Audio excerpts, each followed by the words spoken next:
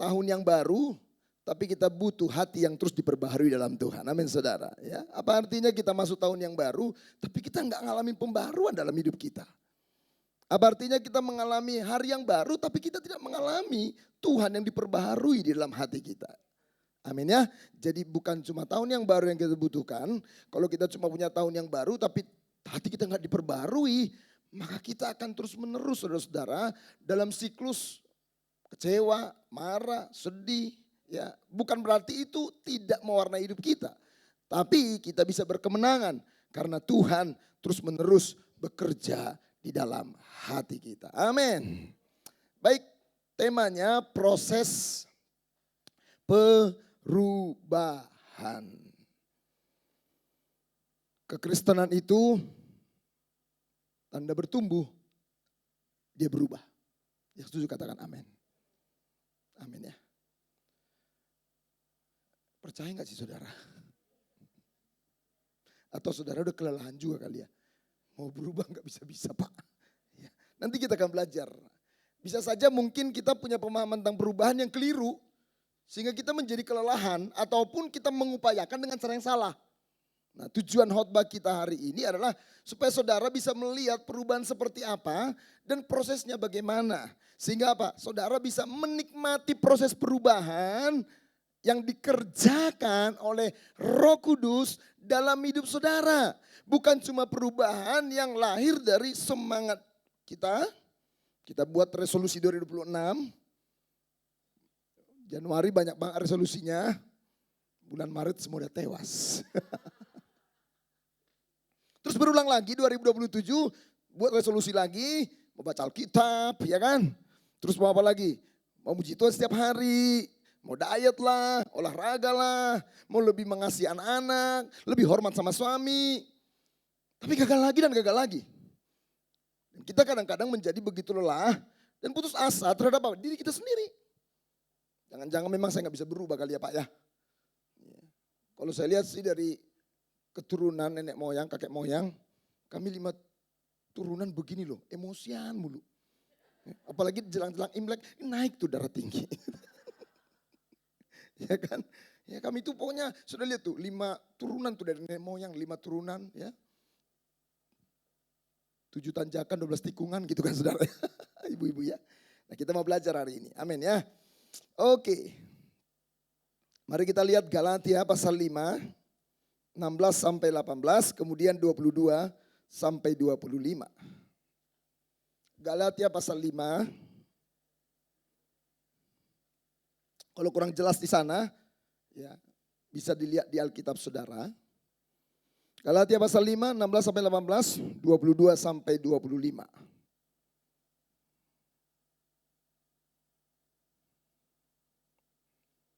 Sudah ketemu semua? Oke, saya minta ibu-ibu wanita Tuhan yang baca ya, amin. Gimana, atau saja yang baca, ibu-ibu yang jelaskan gimana kira-kira?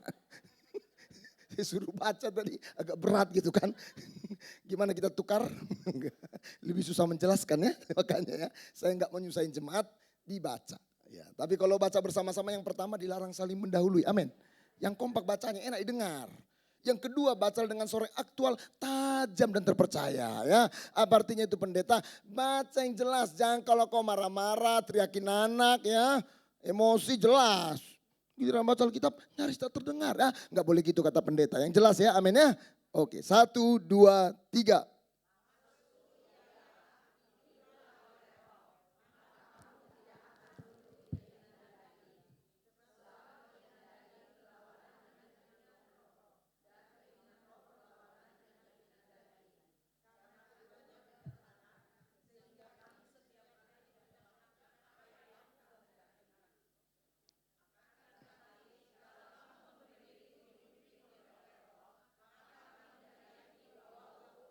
Ayat 22.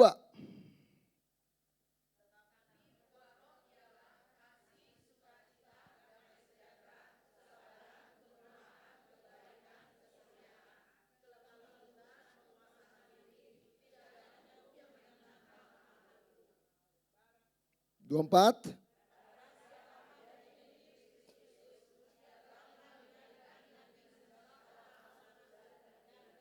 Dua lima.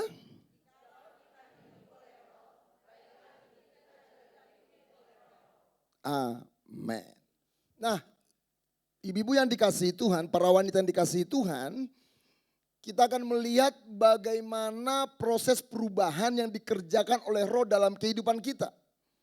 Ditunjukkan di sini ada dua sistem yang bekerja dalam hidup setiap orang. Yang pertama dikendalikan oleh daging dan yang kedua dikendalikan oleh roh. Saat Anda belum lahir baru cuma satu yang kendalikan, daging. Tapi ketika Anda percaya kepada Yesus, daging tidak dengan sendirinya pergi. Jadi sekarang ada dua, daging dan keinginan roh. Tapi Tuhan mau semakin Anda lama jadi Kristen, Anda mulai bertumbuh. Sehingga Anda diproses berubah dan akhirnya Anda benar-benar dipimpin oleh keinginan roh. Ada 3 poin saya sore hari ini. Yang pertama, next PowerPoint. Kita akan melihat proses perubahan.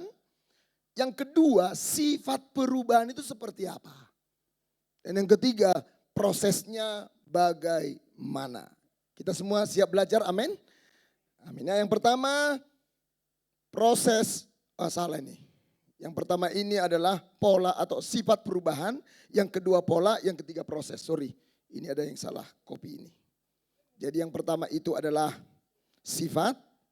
Ya, yang kedua pola, yang ketiga proses. Mari kita lihat satu persatu. Next PowerPoint.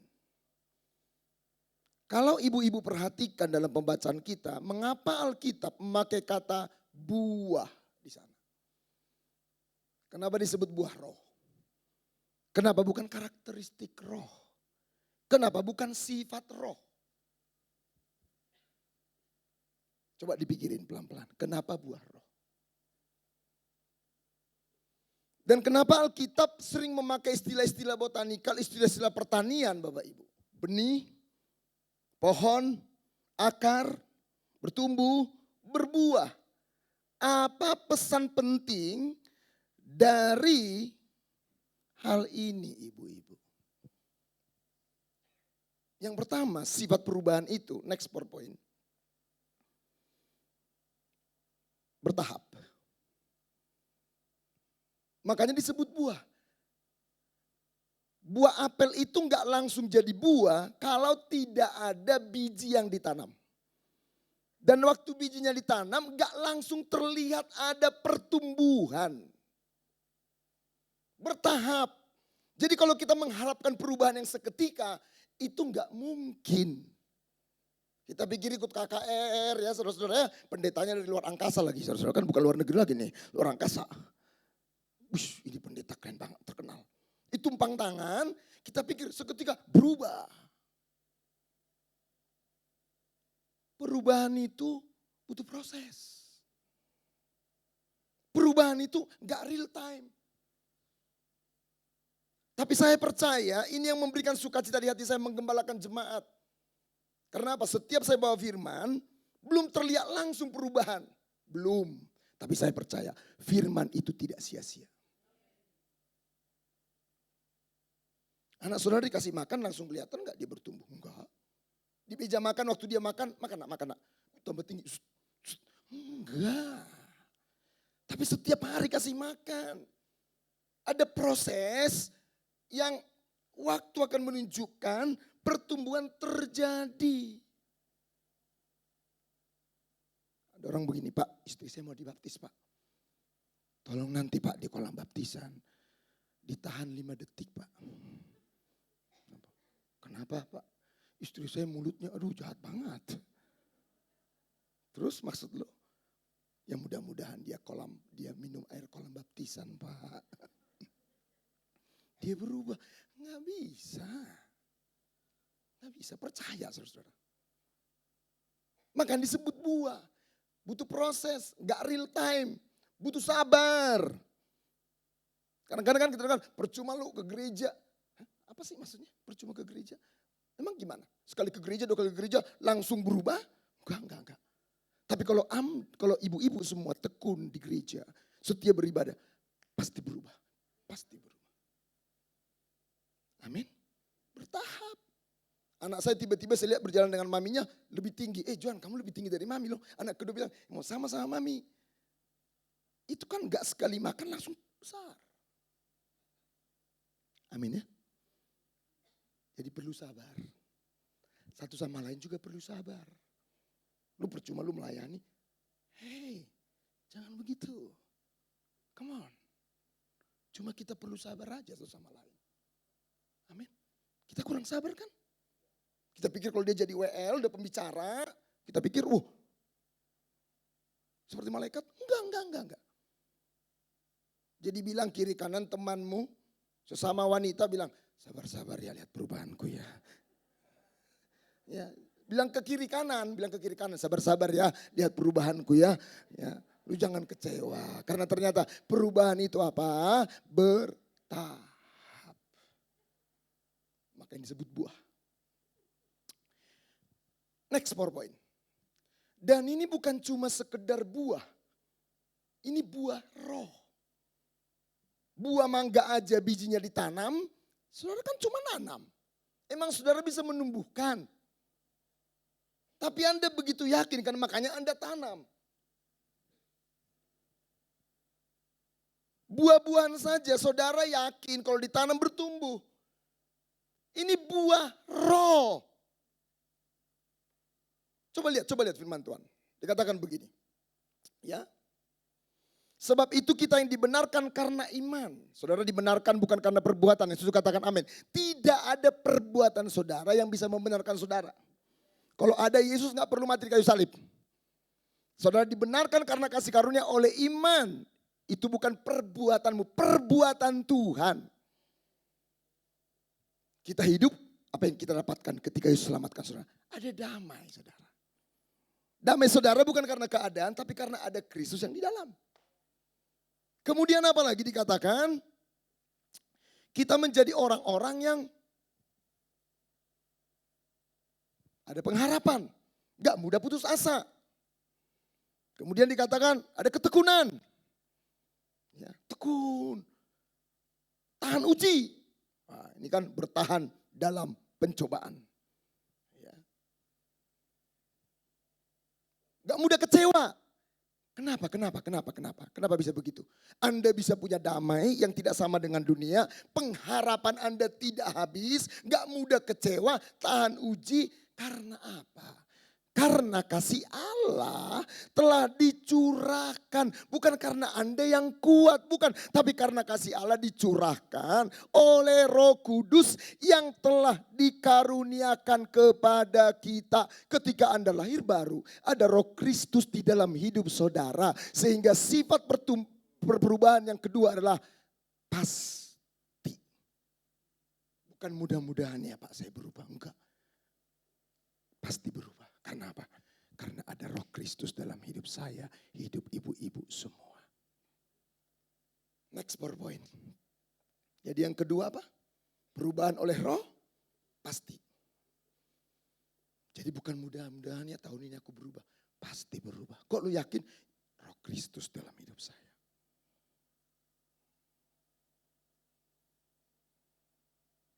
Amin ya. Kita selamat oleh karena apa? Iman. Bukan karena perbuatan. Tapi bukan berarti gak perlu perbuatan loh. Jangan salah mengerti. Perbuatan itu adalah hasil buah dari keselamatan. Bukan perbuatan Anda mendapatkan keselamatan. Makanya dikatakan oleh next. Ya, Martin Luther bilang apa? Kita diselamatkan hanya oleh iman. Tetapi iman yang menyelamatkan tidak pernah sendirian. Kita tidak diselamatkan oleh perbuatan, tapi jika tidak ada perubahan, perbuatan, pasti ada sesuatu yang keliru dengan iman kita. Kalau Anda nggak berubah, kalau nggak ada perbuatan yang muncul, jangan-jangan Anda dan saya belum diselamatkan. Orang yang diselamatkan, dia pasti berubah, dia pasti mengalami pertumbuhan. Karena apa? Karena ada Roh Kristus di dalam hidupnya. Jadi sifatnya dua ya. Bertahap pasti. Wah, saya ketika ngerti ini, saya suka cita banget. Karena apa? Perubahan itu bukan sesuatu yang mudah-mudahan ya Pak saya berubah. Enggak, pasti berubah. Coba bilang, pasti berubah. Karena apa? Karena ada Roh Kristus, Roh Kudus di dalam hidup saudara. Buah mangga aja biji ditanam bisa tumbuh. Apalagi benih Kristus loh. Ditanam dalam hidup saya dan saudara. Dia seperti benih yang mati. Supaya hidup dalam kehidupan saya dan saudara. Jadi pasti perubahan oleh Roh bertahap dan pasti. Nah, sekarang kita belajar polanya seperti apa. Mari kita lihat. Next PowerPoint. Pola ya, tadi itu sifat. Sorry ada kesalahan. Next PowerPoint. Perubahan hidup oleh Roh, itu polanya dari dalam keluar. Ya. Dari dalam keluar.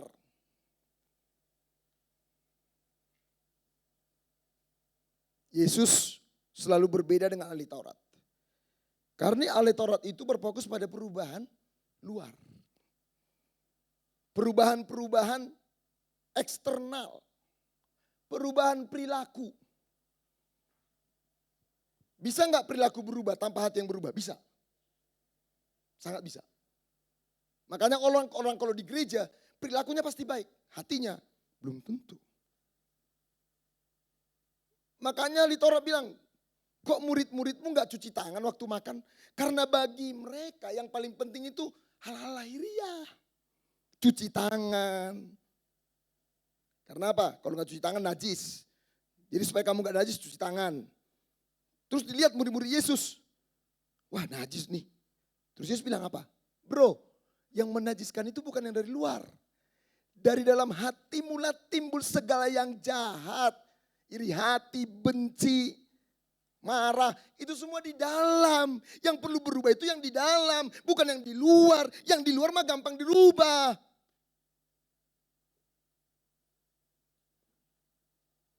Coba suami istri ya berantem di mobil.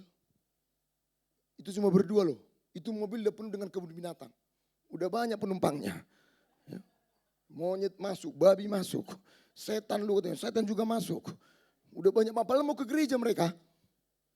Terus udah mau nyampe gereja 500 meter. Perilaku dengan begitu mudah bisa berubah. Udah Mi, kita mau pelayanan. Nanti kita lanjutkan. Nanti kita lanjutkan gitu. Bukan nanti mari bertobat. Ya.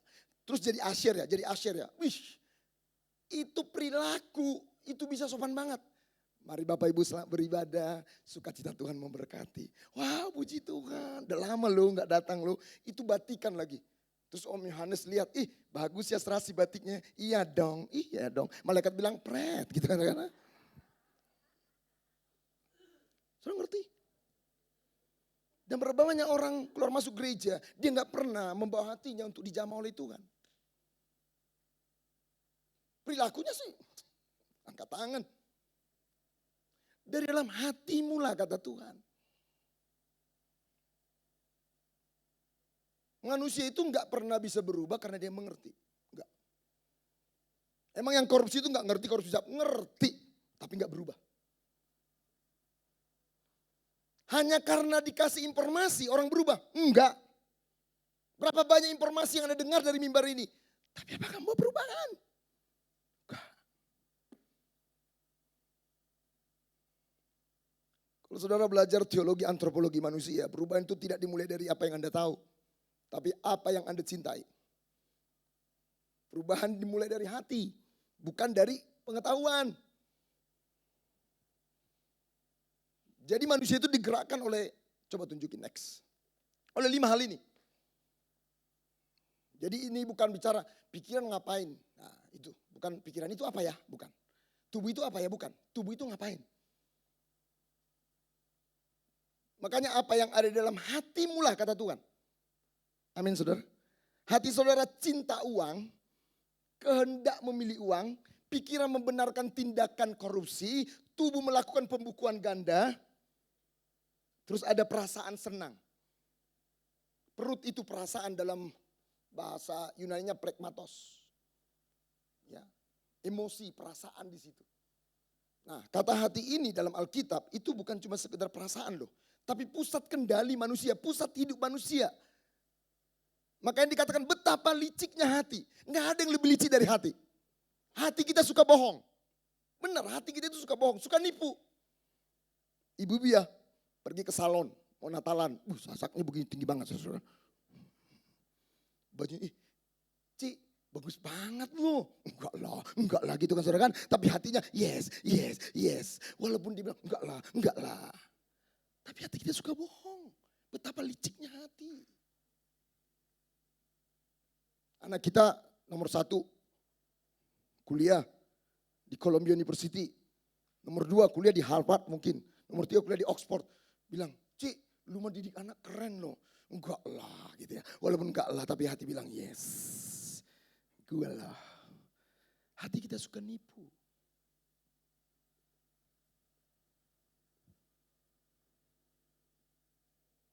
Saudara masih bersama saya? Ini agak merenung, Ci. Agak merenung. Iya. Betul. Jadi kenapa orang korupsi? Bukan karena dia nggak tahu. Tapi hatinya cinta uang. Yang perlu diubah hatinya. Jangan cinta uang. Kenapa orang selingkuh? Hamba Tuhan juga banyak yang jatuh. Apa karena dia nggak tahu? Dia pembicara pernikahan. Sudah tahu pernah dengar pembicara suami istri pernikahan, memberkati banyak orang. Tapi akhirnya apa? Hancur karena apa? Hatinya cinta seks. Nanti saya akan jelaskan buat saudara. Ini hal yang sangat penting. Jadi hati saudara mencintai sesuatu, sehingga kehendak memilih karena apa yang Anda cintai. Pikiran membenarkan tindakan karena apa memang Anda cinta itu. Dan tubuh Anda tidak berkuasa dengan melakukan dosa karena apa? Karena Anda cinta itu. Ngerti ya? Hati kita mencintai, kehendak memilih, pikiran membenarkan, tubuh melakukan, ada perasaan senang. Saya ulangi lagi ya, saudara, nggak apa-apa saya capek deh. Hati kita cinta sesuatu, kehendak kita memilih apa yang kita cintai, pikiran kita membenarkan apa yang kita cintai, tubuh kita melakukan untuk mendapatkan apa yang kita cintai, dan kita merasa apa? Senang dengan itu.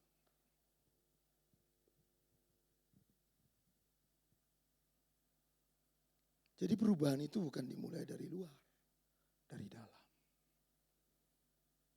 Saya harus terus menerus menelusuri hati saya. Semua reaksi yang muncul, marah ya, marah.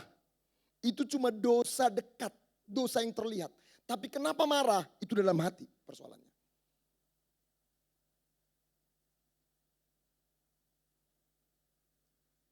Saya ulangi. Kita bohong. Kenapa bohong? Bohong itu cuma dosa dekat. Tapi kenapa bohong? Itu harus ditelusuri di hatinya. Kerja di mana, Bu? BUMN. Dia bohong, padahal di pom bensin. BUMN. Karena hatinya berkata, kamu akan dihargai kalau kamu punya pekerjaan yang bagus. Hatinya berkata, kalau kamu punya pekerjaan yang kamu akui, kamu akan direndahkan. Itu semua dimulai dari hati. Dari dalam hati mula. Akar dosa itu di hati. Yang muncul ke permukaan, tetangga ganti mobil. Kita mulai risau, itu hati yang gak beres. Ya kan, Pi? Kok Krismon dia bisa ganti mobil ya? Dia bisa bayar gak? Dia yang beli, dia yang bayar, lu yang pusing coba. Kebangatan. Coba. Hati kita. Saya marah sama anak saya Johan suatu waktu ya. Kemarahan saya itu berlebihan. Dia pulang malam, saya udah ngantuk, udah tidur di telepon, saya buka pintu, dia gak bilang selamat malam, dia gak bilang makasih. Tindakan dia salah, tapi kemarahan saya gak perlu semarah itu. Saya maki-maki dia. Saya melomelin. Harusnya gak perlu semarah itu. Tapi kenapa semarah itu? Karena apa? Saudara tahu hati saya. Karena hati saya sangat berhalakan, menginginkan pengakuan, penghormatan. Karena di mana-mana saya khotbah dihargain orang, dihormatin orang. Ketika ada yang merendahkan, saya marah. Jadi marah, kalau Anda marah, jangan cuma lihat, kenapa? Telusuri, kenapa harus marah ya? Orang karena salaman gak dilihat sama Asir aja bisa pindah gereja, coba konyol banget kan? Cik, kalau gak gereja lagi, Cik, gue gak mau, salaman gak dilihat. Coba apa hubungannya bos? Cuma salaman gak dilihat, tapi hatinya merasa direndahkan, hatinya merasa ditolak. Itu semua di dalam hati kita yang perlu dijamah oleh Tuhan, dilawat oleh Tuhan. Karena apa? Kita itu punya keinginan yang berlebihan. Uang itu baik, tapi kita jadi epitomia dengan uang. Diterima, dihargai itu baik, tapi kita menjadi epitomia, menjadi oper gitu saudara-saudara, menjadi berlebihan dengan penerimaan dan pengakuan. Coba next ya. Kalau Anda lihat ini, lanjutin. Nah, perbuatan daging telah nyata. Telah nyata, itu yang terlihat. Tapi semua yang terlihat itu selalu mulai dari dalam. Makanya di situ kan, percabulan, kecemaran itu kan terlihat tuh. Tapi ada juga iri, amarah, itu dari dalam. Kenapa perbuatan daging nyata? Karena ada keinginan daging. Kata keinginan di dalam ayat ini bicara tentang apa? Epitomia, keinginan yang berlebihan. Uang itu baik. Punya pekerjaan itu baik. Tapi Anda epitomia dengan uang. Hati Anda menjadi cinta uang. Cinta pengakuan. Cinta status. Akhirnya karena Anda berlebihan terhadap itu. Perbuatan daging yang muncul. Sampai di sini bisa dimengerti ibu-ibu. Coba telusuri keinginan-keinginan yang berlebihan di hati kita.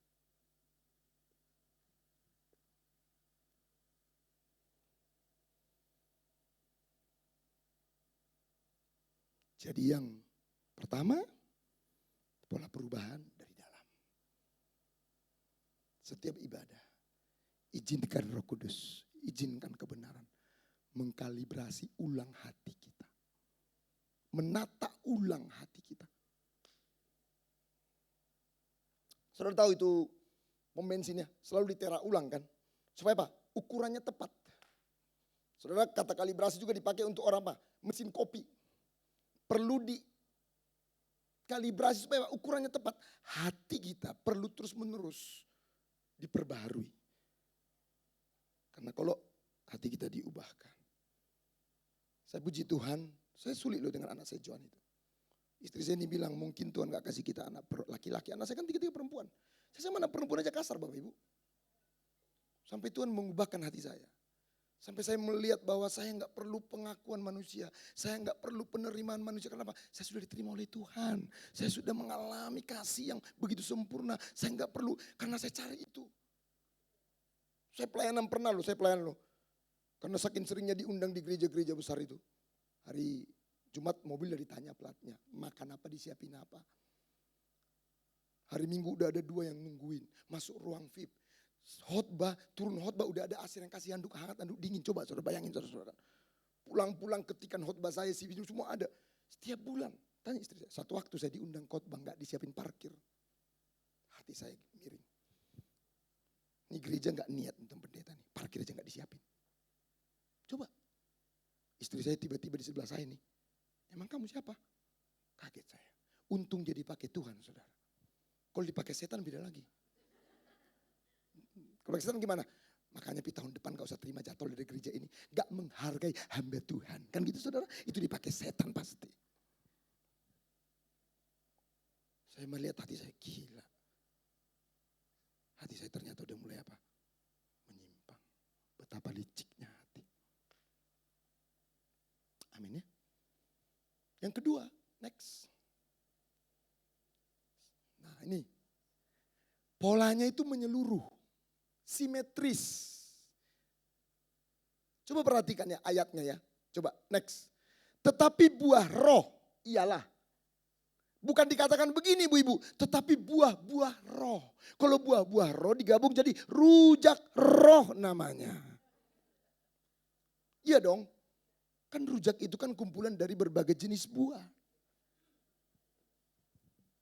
Ini satu buah, seluruhnya ada di dalamnya.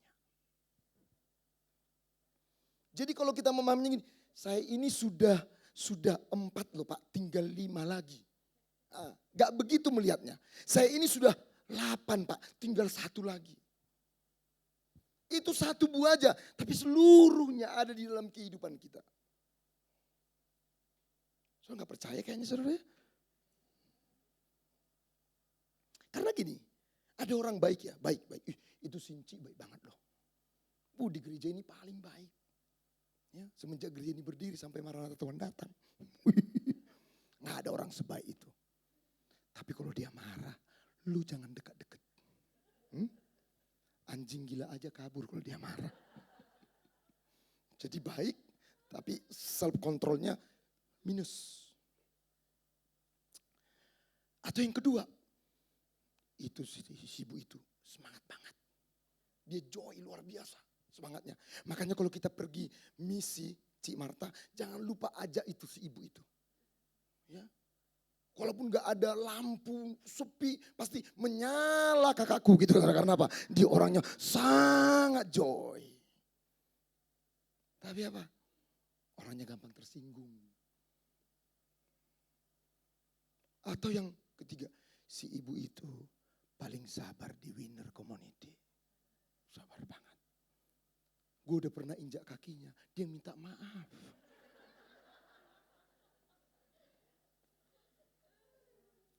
Ci, kaki saya di bawah kaki Cici. Itu pasti bukan orang Medan itu. Orang Medan, mata kau di mana? Gitu.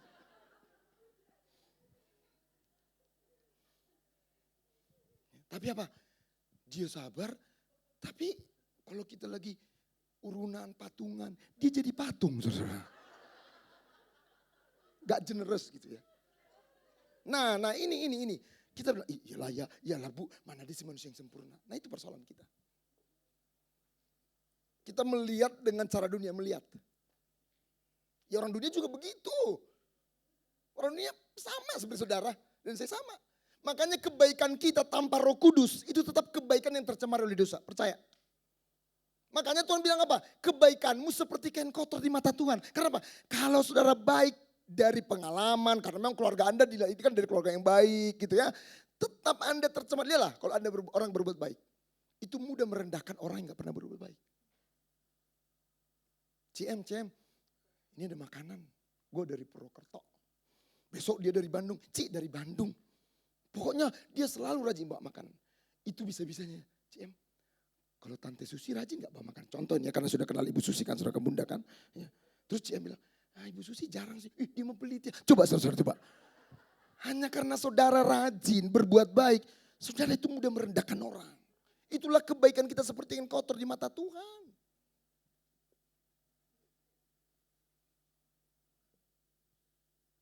Kalau kebaikan saudara, tuh orang gak tahu diri ya, gue udah baik, gak dihargai. Nah itu pasti kebaikan saudara. Kalau kebaikan Roh Kudus, kalau lu bisa baik terus sih, ya Tuhan juga baik terus sama gue, gitu saudara. Ngerti ya? Lu sabar banget sama saudara, lah Tuhan juga sabar sama gue. Lihat Bapak Ibu, halo, lu kok bisa ngampunin sih? Nah, gue juga perlu pengampunan Tuhan terus menerus. Tapi kalau Anda baik, tuh orang gak tahu diri. Nah, itu bukan kebaikan Roh Kudus. Itu kebaikan dari kedagingan. Makanya menyeluruh, kalau perubahan dalam roh itu menyeluruh, bukan cuma semua. Terus pertanyaannya kira-kira berubah itu gampang gak ya kalau Anda sudah dengar ini? Mudah gak? Susah, bukan cuma susah. Gak mungkin. Ngapain gue dengan khotbah kalau gak mungkin? Itulah sebabnya kita perlu poin yang ketiga. Kalau Anda cuma mengenal sifat perubahan, pola perubahan, mungkin Anda bilang gini, bagus. Tapi Anda gak tahu prosesnya bagaimana perubahan yang dikerjakan oleh Roh Kudus dalam hidup orang percaya. Kita masuk yang ketiga ya. Amin. Masih bersama saya, amin. Amin, haleluya. Ya, gak apa-apa ya, mungkin mulai beberapa dicerna ya. Saya berusaha sepelan mungkin Ya, ada contoh-contoh supaya bisa mengerti. Ya. Jadi kalau agak panjang dikit aja kan, saudara kan? Bukan panjang banyak, panjang dikit aja. Ya. Kita masuk poin yang ketiga. Next. Ayatnya tadi mengatakan, coba lihat ayat 25. Ini dia. Ayatnya dulu. Ya. Barang siapa menjadi milik Kristus Yesus, ia telah menyalibkan daging dengan segala hawa nafsu dan keinginannya. Dan keinginannya, jikalau kita hidup dipimpin oleh roh, ketika hidup oleh roh, baiklah hidup kita juga dipimpin oleh roh. Barang siapa menjadi milik Kristus Yesus. Ini yang pertama. Apa itu? Next PowerPoint. Proses perubahan hidup oleh roh adalah mengingat bahwa kita yang rapuh, yang berdosa, sudah ditebus menjadi milik Kristus. Kita sangat rentan. Kita berdosa. Dosa membuat kita kehilangan kemuliaan Allah. Makanya kita cari kemuliaan-kemuliaan dunia. Kemuliaan tempelan supaya dihargai orang. Supaya diterima orang. Kebaikan kita kadang-kadang kita berikan supaya kita diapresiasi orang. Tapi itu semua juru selamat palsu. Rentan. Saya sebagai hamba Tuhan bisa mencari kemuliaan dari mimbar. Dari berapa jemaat saya. Dari berapa cabang yang saya gembalakan. Makanya coba lihat kadang-kadang hamba-hamba Tuhan kalau MD itu. Udah berapa jemaat? Ya masih 30 Pak. Oh, karena jemaatnya 200. Dia ngeliat yang 30. Oh, Tuhan berkati, Tuhan tolong ya. Tapi Tuhan tolongnya itu Pak. Sebenarnya hatinya, gue lebih banyak. Tapi kalau dia ketemu jemaat, udah berapa jemaat Pak? 3.000 langsung turun saudara-saudara. Ya kan? Lihat, karena hamba Tuhan pun sering menaruh identitas pada hal-hal yang fana, hal-hal yang jasmani, hal-hal yang rentan, hal-hal yang rapuh. Kita nggak sadar bahwa kita berharga bukan karena apa yang kita miliki, tapi karena Kristus yang memiliki kita. Amin. Kita menaruh identitas pada apa? Anak-anak yang hebat. Makanya banyak orang tua menyekolahkan anak di sekolah yang mahal. Karena apa? Itu memberi sebuah status bagi dirinya. Harus ranking, harus sukses. Saya juga mengharapkan anak saya menjadi orang yang berhasil. Anak saya yang pertama udah kuliah. Kemarin dia, Pi, nilai udah keluar Pi. Berapa? 3,95. Wow, puji Tuhan. Tapi saya tidak perlu menaruh identitas pada itu. Karena kalau identitasnya pada itu, kalau nilainya turun, saya merasa apa? Makin rendah. Kalau nilainya turun saya bisa, belajar yang lebih bagus lah. Kalau kamu pintar untuk kemuliaan nama Tuhan. Bukan untuk identitas diri saya. Tapi kita sering ditipu iblis. Kita menaruh identitas pada apa? Pelayanan, performa, pengakuan, penerimaan. Ya bukan? Yang kita nggak sadar, itu semua sangat rentan. Bisa hilang. Makanya Paulus memakai kata di dalam Kristus, milik Kristus 216 kali. Menunjukkan identitas, rasa berharga saudara. Bukan karena apa yang Anda miliki, tapi karena Kristus yang berharga. Sudah membayar lunas dosa kita. Kita tadinya gak berharga. Makanya kita coba menempelkan banyak hal supaya berharga. Tapi kita gak tenang. Karena kalau ada orang yang lebih, rasa berharga kita jadi turun. Tapi sekarang dalam Kristus, saya sangat berharga.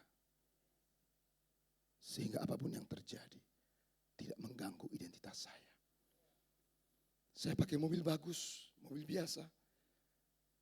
Itu hanya sarana. Amin saudara. Beda loh. Kemuliaan Avanza dan Alphard beda Bu. Beda, beneran. Beneran beda. Tapi kalau Kristus jadi sukacita kita, itu cuma sarana. Yang baik itu tetap baik. Bukan jadi yang terbaik. Tapi kalau kita nggak aman dalam Kristus, uang yang kita kejar. Kenapa? Kalau saya punya uang dihargain orang. Kita bisa pakai uang untuk traktir, mengkontrol orang. Kita pakai uang untuk apa saudara? Mempengaruhi orang. Kita pakai uang untuk sebuah penerimaan. Uang jadi berhala. Memberi identitas palsu. Itulah sebabnya kita perlu ingat karena kita suka lupa. Manusia itu ya karena dosa ya, suka mengingat hal-hal yang perlu dilupakan, suka melupakan hal-hal yang perlu diingat. Saya ulang ya, tadi masih sebelah sini kan, sebelah sini belum kan. Manusia itu karena dosa, suka mengingat hal-hal yang perlu dilupakan, suka melupakan hal yang perlu diingat. Sini juga udah langsung ya tadi ya, gak usah diulangi lagi ya. Makanya kita perlu terus diingatkan. Setiap saya merenungkan firman. Kenapa saudara? Lihat ya. Saudara lihat ya, di kota ini, kita jalan di mall, kita jalan di tol, itu banyak LED. Itu artinya apa ya? Habis ya? Udah habis waktunya bukannya? Oh bukan ya, takutnya tandanya itu saudara-saudara kan. Jadi saya harus tanya dulu kan saudara ya. Karena gereja-gereja itu beda-beda juga tanda-tandanya ya. Ya. Ada di belakangnya suka begini, oh tandanya udah selesai saudara. Lihat jam begini ya. Lihat Bapak Ibu, billboard LED yang mahal itu dibayar. Dan kalau saudara tidak kuat dalam identitas dalam Kristus, Anda itu mudah goyah. Anda tadinya pakai mobil nih enak-enak aja ya, naik mobil gitu ya, tiba-tiba ada iklan. Kalau Anda memakai mobil ini, Anda seperti naik mobil di Nirwana. Wih, saudara luar biasa. Tadinya naik mobil itu aman-aman aja. Karena itu, billboard yang khotbah itu bisa mengganggu saudara. Kok kurang nyaman ya mobilnya? Itulah sebabnya kita perlu terus mengingatkan diri kita akan identitas ini. Anda sangat aman. Karena sekarang sudah jadi milik Kristus. Amin. Anda berharga. Bukan karena jabatan, bukan karena suami yang kaya, bukan karena anak yang pintar. Puji Tuhan buat semua itu, puji Tuhan. Tapi jangan pernah taruh identitasmu. Jangan akarkan hidupmu pada itu. Engkau seperti sekam. Tidak seperti pohon yang ditanam di pinggiran air.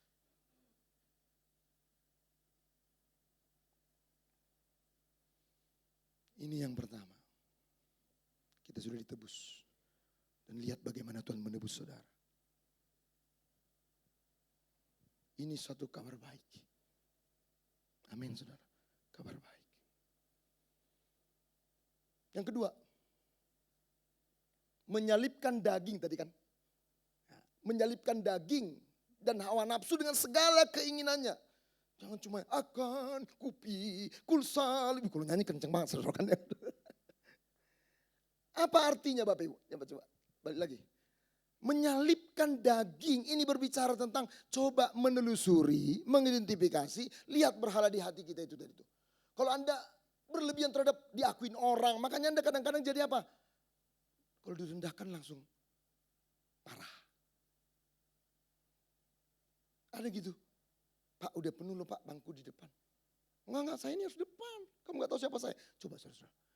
Karena sangat ingin dihargai. Coba telusuri. Waktu uang kurang, waktu suami mungkin kurang kasih duit karena komisi kurang. Kenapa kita takut, khawatir? Itu hati kita itu. Jadi kalau kita itu bicara tentang menyalipkan daging, mengalahkan dosa, bukan cuma tadi, gue gak mau bohong lagi, telusuri kenapa kamu bohong. Gue mau pinjol lagi, gak mau pinjol lagi, gak mau kredit card lagi. Telusuri kenapa kamu selalu pinjol, kenapa selalu kredit, itu yang telusuri. Bukan cuma gak mau, aku katakan aku mau bebas dari utang, aku mau, gak cuma begitu. Itu yang diajarin di dunia motivator tuh begitu. Kalau kau katakan aku kaya. Aku sukses.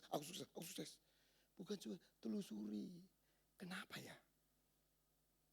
Oh ternyata kenapa kita selalu jebol keuangan, pinjol kredit card. Karena kita membelanjakan uang tergantung daripada apa yang di hati kita. Karena apa? Kenapa kita beli barang-barang mahal? Karena hati kita memberi sebuah informasi. Kalau kamu pakai barang ini, semua ibu-ibu akan lihat kamu dan bilang, wow, kamu dihargai, kamu dihormati, kamu akan menjadi seorang wanita yang luar biasa.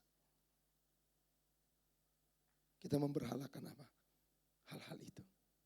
Semua. Kemarahan terhadap anak coba telusuri. Kalau IP-nya turun. Kenapa murka? Halo? Mungkin Anda sudah Selama ini menaruh apa? Rasa berharga pada itu. Dan ketika anak mengecewakan, coba. Ada loh anak lo, pintar lo. Semester 5 tiba-tiba apa? Dapat kabar dan nikah. Orang tuanya kecewa banget. Di sekolah dokter, gak jadi dokter saudara-saudara. Karena apa? Dia menaruh semua hati kita ditelusuri. Amin ya. Lihat.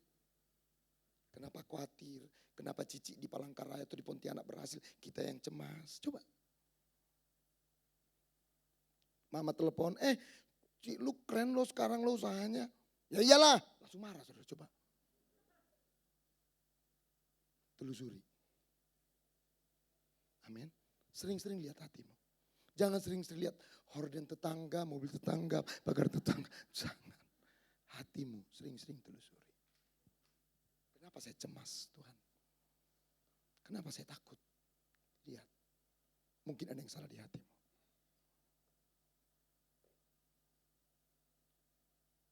Bukan cuma tindakan apa ya, asketisme ya. Dia bertapa nggak mau lagi dengan dunia ini. Dia pergi di gua yang sunyi. Cuma kepalanya yang kelihatan. Supaya suci, supaya kudus. Enggak, orang Kristen itu enggak begitu. Anda bisa tetap di dunia. Tapi Anda bisa menakar karena apa? Hati Anda sudah dipulihkan oleh Tuhan. Amin ya. Enggak terganggu lagi dengan sekitar. Nah telusuri, setiap jatuh dalam dosa, tersinggung, marah, kecewa. Ya kan kadang-kadang di komunitas apa sih namanya di sini kalau komsel itu? CM. Komsel kan coba, ya kan? Komsel bisa konflik. Kenapa konflik? Konflik itu cuma dosa yang terlihat. Kenapa konflik? Tanya hati masing-masing. Kenapa engkau mulai tawar hati pelayanan? Tanya hatimu. Bukan cuma sekedar kita kayaknya perlu retreat loh. Retreat bagus. Tapi setiap retreat 3 bulan berapi. 3 bulan kemudian berasap. Bikin lagi retreat. Hati kita yang perlu dilawat oleh Roh Kudus. Bertobat. Amin. Yang ketiga, yang terakhir. Terakhir sekali. Kan tadi terakhir saudara ya. Ini pendeta terakhir banget, terakhir mulu. Terakhir sekali. Nah perhatikan nih, dikatakan apa? Oh tadi dikatakan kan begini tadi. Barang siapa, ini lewatin aja ya. Jadi epitumia tadi kan keinginan yang berlebihan ya. Roh Kudus juga ternyata punya epitumia. Punya keinginan juga dalam hidup kita. Nah makanya yang ketiga ini adalah dikatakan barang siapa hidup oleh roh. Semua kita hidup oleh roh. Yang setuju katakan amin. Kita semua mati tapi dihidupkan oleh roh Tuhan. Hendaklah dipimpin oleh roh. Pertanyaannya, kemana Roh Kudus memimpin kita? Kalau memimpin kan berarti ada tujuannya. Roh Kudus memimpin. Katakan, barang siapa hidup oleh roh, semua kita hidup oleh roh. Baiklah, ia juga dipimpin. Kemana Roh Kudus memimpin saya dan saudara? Roh Kudus itu seperti pemandu wisata Bapak Ibu. Roh Kudus itu seperti lampu sorot. Yang menyoroti keindahan Kristus dan salib semakin bersinar di hati saya dan saudara. Roh Kudus tidak pernah mengambil kemuliaan bagi dirinya. Tapi dia menunjukkan apa yang Yesus sudah selesaikan dan kerjakan dalam kehidupan kita. Coba ada pemandu wisata. Anda jalan-jalan ya, ada tour guide. Terus Anda jalan-jalan, contohnya taruhlah ke museum gitu. Terus selama perjalanan di museum itu, tour guide-nya bilang, Ci, saya anaknya 2. Yang pertama itu 2 kuliah, yang kedua itu masih kecil. Jadi memang bedanya jauh. Istri saya lama-lama kan kita bingung. Pak, saya kesini bukan mau dengerin Bapak. Saya kesini supaya Bapak jelaskan apa yang ada di sini. Dan Roh Kudus itu penolong. Untuk memastikan apa yang Allah Bapa rencanakan. Yang Yesus selesaikan. Tergenapi di dalam hidup saya dan saudara. Makanya disebut memimpin. Dia menuntun kemana? Mengingatkan kamu akan kebenaran. Siapa kebenaran? Pribadi Kristus yang indah. Itulah kebenaran kita. Semua dosa kita ditanggung Yesus. Kebenarannya diberikan kepada saya dan saudara. Itulah sebabnya proses yang ketiga adalah melihat keindahan Kristus, kasihnya, karya salibnya yang terus bersinar semakin terang di hati kita. Sehingga tadi saya katakan hati kita yang cinta, uang, seks, pengakuan, penghargaan, penerimaan, hati kita yang lapar dengan validasi, dengan apa kata orang. 4 hari yang lalu saya nonton satu film di Netflix. Tinggal meninggal. Tolong Anda tonton. Itu gambaran manusia. Bohong supaya diakui. Berusaha melakukan apapun supaya tetap dicintai, dikasihi. Oh itu film itu dalam banget. Jangan cuma nonton drakor-drakor drama pendek-pendek itu. Pangeran ketemu bidadari. Tukang bubur ketemu dengan putri. Ya itu mah. Merusak itu. Tinggal meninggal. Wah itu sampai anak saya suruh tonton. Di Netflix. Tinggal meninggal. Itulah. Hati kita ini mendambakan. Kita nggak bisa melihat Yesus jauh lebih indah dari semua itu. Yesus lebih indah dari seks, lebih indah dari uang, lebih indah dari pengakuan manusia, lebih indah dari apapun. Makanya saudara-saudara, keindahan Yesus harus semakin bersinar. Dan Roh Kudus akan menolong saya untuk kembali melihat kemuliaan Yesus yang semakin bersinar di hati kita. Kalau saudara bersihkan ruang bawah tanah, gak pernah dibersihkan, Anda bawa lilin, Anda bersihkan. Tapi besok Anda bawa senter. Anda lihat, kok makin kotor? Bukan makin kotor. Tapi senter itu semakin menunjukkan kekotoran di ruangan itu. Besok Anda bawa lampu sorot yang lebih kencang. Dan saya percaya, keindahan Yesus harus makin bersinar di hati kita. Sehingga kita bisa menikmati kenikmatan Kristus. Jauh lebih nikmat dari apa? Semua yang dunia ini tawarkan. Penerimaan. Saya butuh penerimaan. Tapi Kristus rela ditolak. Supaya kita menerima penerimaan terindah. Pengakuan. Yesus rela ditinggalkan. Allahku, kenapa engkau meninggalkan aku? Supaya saudara tidak pernah ditinggalkan. Dan Anda diangkat jadi anak. Yesus rela kehilangan itu. Amin saudara. Hanya karena kita tidak selalu melihat itu. Makanya Injil next PowerPoint. Roh Kudus memimpin kita kembali melihat. Dan makin nikmat. Yesus itu makin indah di hati kita. Amin saudara. Saudara, saya ini dulu gak suka kopi loh. Tapi dari kopi biasa, kopi pasar ya, kopi saset. Terus tapi sekarang makin meningkat, menikmati kopi yang makin enak. Kemarin saya khotbah di satu gereja di Lampung. Pak ngopi enggak? Oh ngopi saya bilang. Tapi saya tanya, Bu kopi apa? Saset, oh enggak usah Bu. Karena apa? Saya sudah menikmati kenikmatan kopi yang lebih manis. Lebih enak dari saset. Kalau saudara bisa menikmati kenikmatan Yesus. Lebih nikmat dari apa yang dunia ini tawarkan. Halo? Kita bisa berkata enggak usah.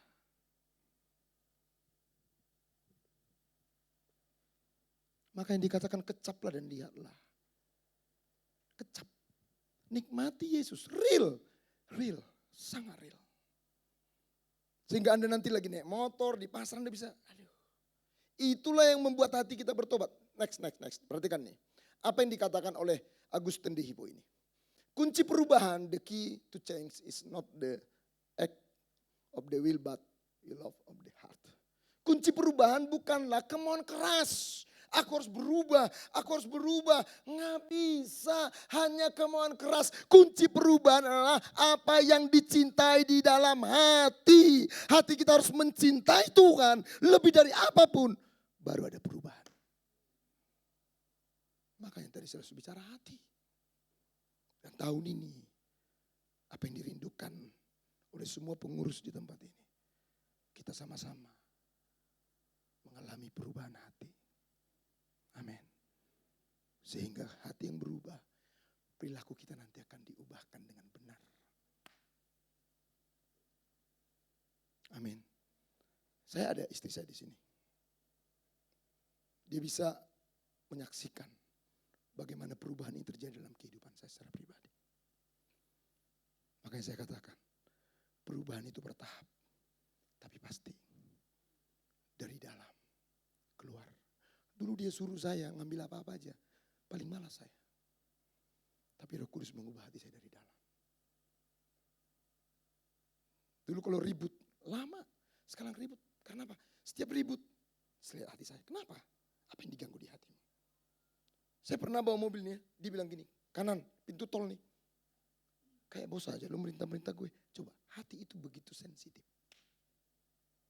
Makanya perlu, Tuhan bilang apa? Aku beri kamu hati yang baru. Dan sekarang kita semua punya hati yang baru. Dan Tuhan ingin terus memperbarui hati kita. Amin. Dengan melihat apa? Yesus jadi pusat. Kalau engkau gak dihargai, gak perlu merasa gak berharga. Karena engkau berharga karena Yesus. Kalau engkau ditinggalkan gak perlu hancur. Karena Yesus pun rela ditinggalkan. Supaya kita tidak pernah ditinggalkan oleh Bapa lagi. Kalau engkau mengalami ketidakadilan, gak adil Pak. Yesus Raja adil diperlakukan dengan tidak adil. Aku udah baik loh Pak. Satu-satunya yang baik mengalami perlakuan terburuk cuma Yesus. Jadi hati kita itu tetap melihat kemuliaan Kristus. Kita mau berdoa, amin. Siapa yang rindu dilawat Tuhan, diubahkan Tuhan hatinya. Wow, berikan kemuliaan buat Tuhan kita. Mari kita bangkit berdiri bersama-sama.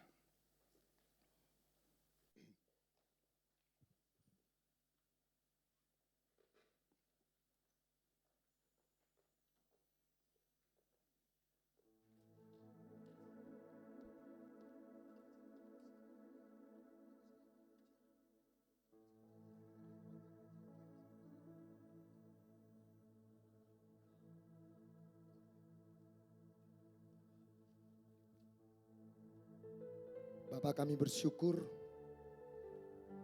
untuk apa yang Kau sudah lakukan buat hidup kami.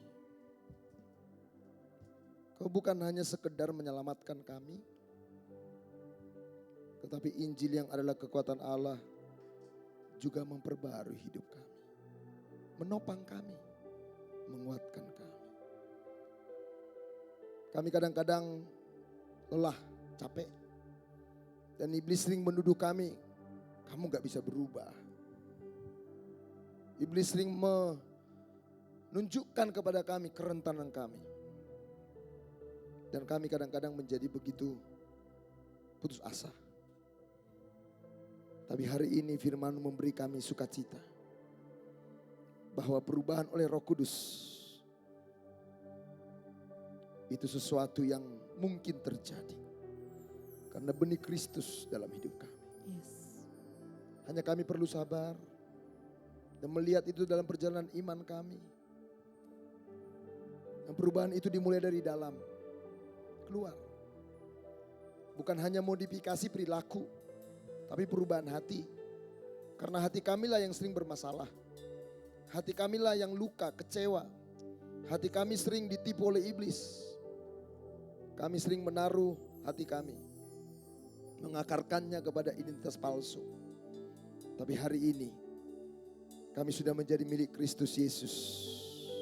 Firman mengingatkan kami bagaimana Engkau membayar kami, bagaimana Engkau mengasihi kami, bagaimana Engkau memeluk kami. Sehingga hidup kami begitu aman di dalam Kristus. Dan kami dimampukan untuk mengalahkan dosa. Karena musuh terbesar, dosa sudah dikalahkan oleh Yesus. Dan kalaupun kami harus menghadapi pertandingan-pertandingan, pergumulan melawan dosa, itu hanyalah bagian kecil di mana kami akan melihat kemenangan yang sempurna yang sudah Engkau kerjakan dalam hidup kami. Amin. Dan ada Roh Kudus, Engkau mengirimkan Roh Kudus. Aku mengirimkan Roh Kudus penolong yang lain. Dan Roh Kudus menuntun kami, memimpin kami untuk kembali terus melihat kemuliaan salib Yesus yang indah itu. Karena kami sering dibohongi iblis. Iblis membohongi kami dengan menunjukkan bahwa ini yang indah, perkataan orang yang indah, tren yang indah. dunia yang indah, kami lupa Yesus itu sangat indah. Dan hati kami dipertobatkan. Hati kami diubahkan. Kami sering iri, kami sering marah, kami takut, kami kecewa. Karena hati kami yang perlu diubahkan. Dan hari ini, biarlah Roh Kudus bekerja melawat setiap kami. Awal tahun ini menjadi awal yang indah. Karena sebuah proses perubahan dari roh sedang ditunjukkan di tengah-tengah kami. Engkau mengenal kami satu persatu. Bahkan lebih daripada diri kami mengenal diri kami sendiri. Itulah sebabnya kami percaya. Engkau yang sudah memulai pekerjaan yang baik. Engkau meneruskan. Engkau menyelesaikan.